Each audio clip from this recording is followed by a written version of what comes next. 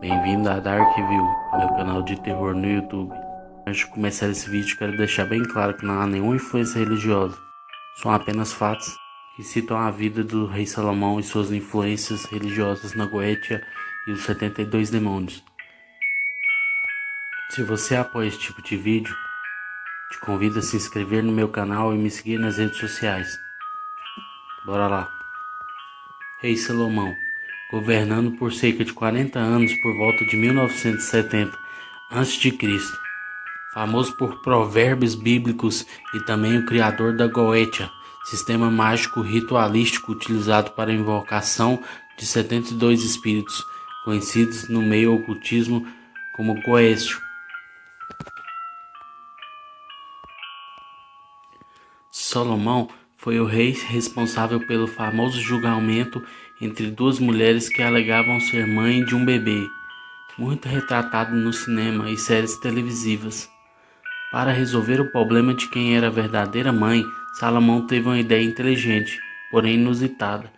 Ordenou que cortasse a cabeça do bebê ao meio. Ele esperava que com essa sentença, um tanto cruel, a verdadeira mãe da criança, tomada pelo amor incondicional materno, jamais permitiria essa atrocidade e abdicaria da criança. Assim, a mulher que se opôs à mutilação e morte do bebê foi considerada a verdadeira mãe.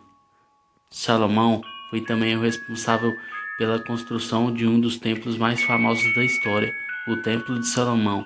De acordo com a Bíblia hebraica, o Templo de Salomão, também conhecido como o Primeiro Templo, foi o templo sagrado construído na antiguidade de Jerusalém, dedicado a Javé, com cujo interior habitava a também muito conhecida Arca da Aliança. A arca é descrita na Bíblia como um objeto em que as tábuas dos 10 mandamentos e outros objetos sagrados teriam sido guardados, como também veículo de comunicação entre Deus e os povos escolhidos.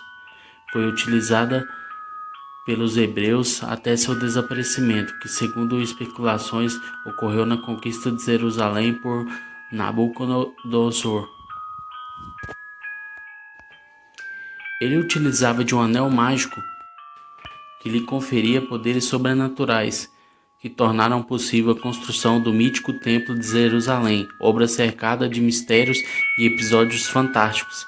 Relatos dão conta também que rei Salomão possuía magnífica e incrível nave voadora, sua carruagem celeste, que teria inspirado a concepção dos tapetes voadores que vemos hoje em dia em desenhos animados.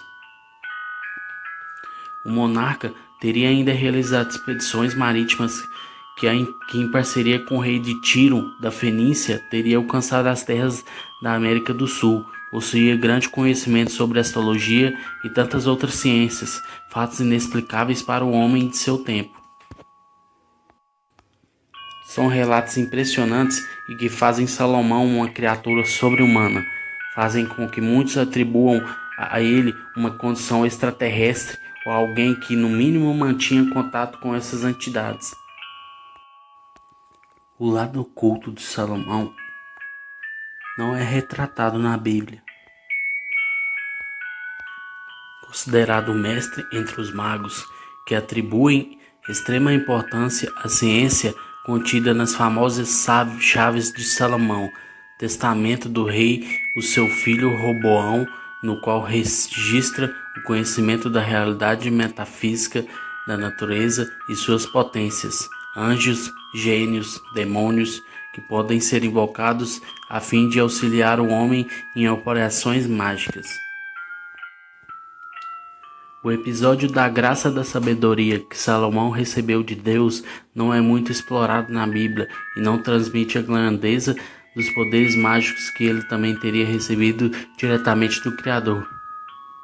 Já nas escrituras das chaves de Salomão, fica evidente que o rei foi completamente, não apenas com o saber das coisas visíveis, mas que também teve acesso aos segredos ocultos do mundo. O fato é que, mago ou não, Salomão era uma pessoa muito além do comum e que expressou sua grandiosidade de diferentes formas.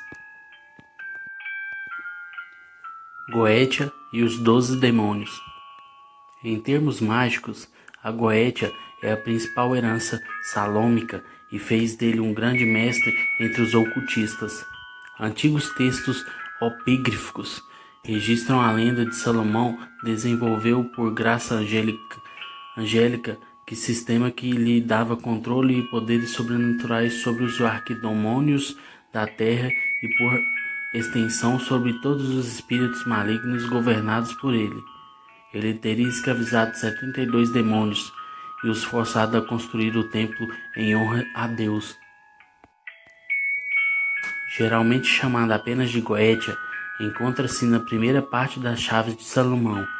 Ali são descritas todos os 72 infernais que podem ser conjurados, bem como todos os detalhes dos instrumentos e métodos que supostamente foram desenvolvidos e usados pelos próprios Salomão.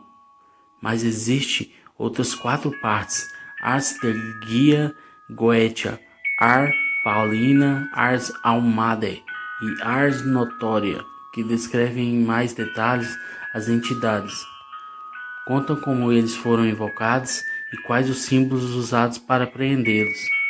Estes 72 demônios são também conhecidos como daimons, e apesar de serem 72 entidades, há 76 sigilos, ou carântulas, de evocação, pois 4 dos demônios possuem 2 sigilos. Muitos acreditam que parte do poder e a sabedoria de Salomão teria origem nesses 72 seres, não tendo chegado até ele como uma graça divina. Diz a história que ele teria conseguido atrair e prender dentro de um vaso de bronze esses espíritos, e que a partir desse momento passará a obedecê-lo, tendo ele com controle total sobre os seres. Selados com símbolos especiais, o vaso nunca poderá ser quebrado, pois poderá libertar os demônios.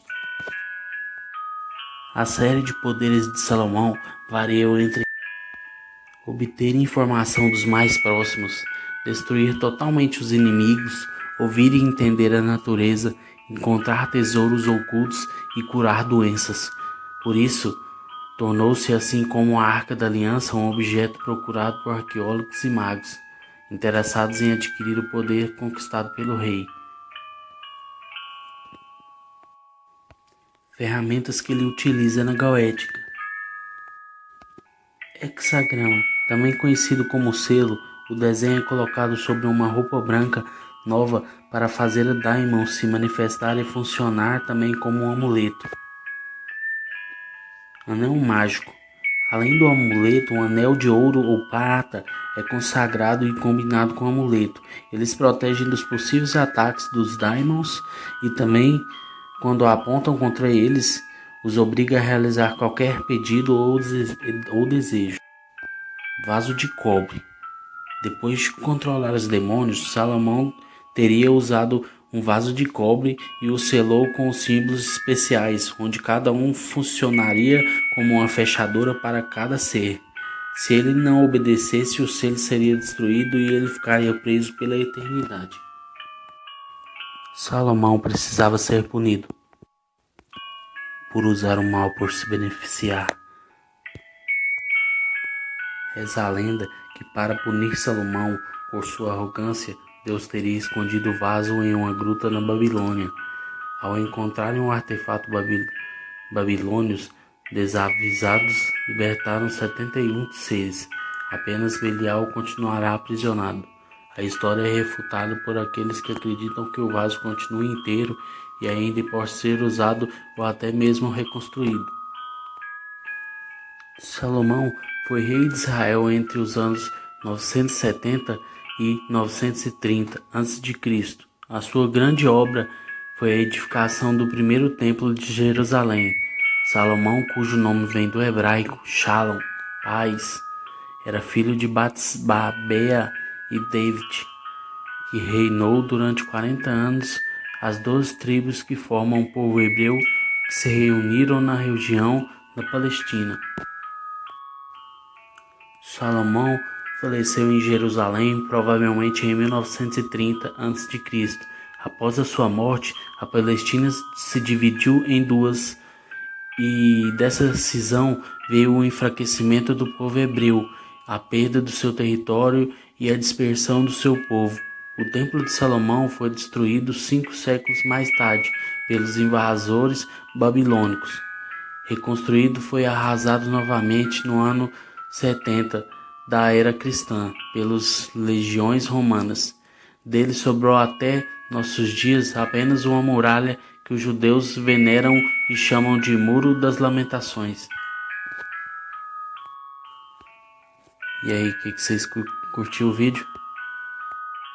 Esse é um pouco sobre a vida do rei Salomão, por trás da Bíblia, né? Na Bíblia escondeu muito sobre o que ele fazia, sobre envolvimento de ocultismo e outras coisas. E é isso aí. Se vocês curtiram o vídeo, curte, compartilha, se inscreve no canal e é nóis.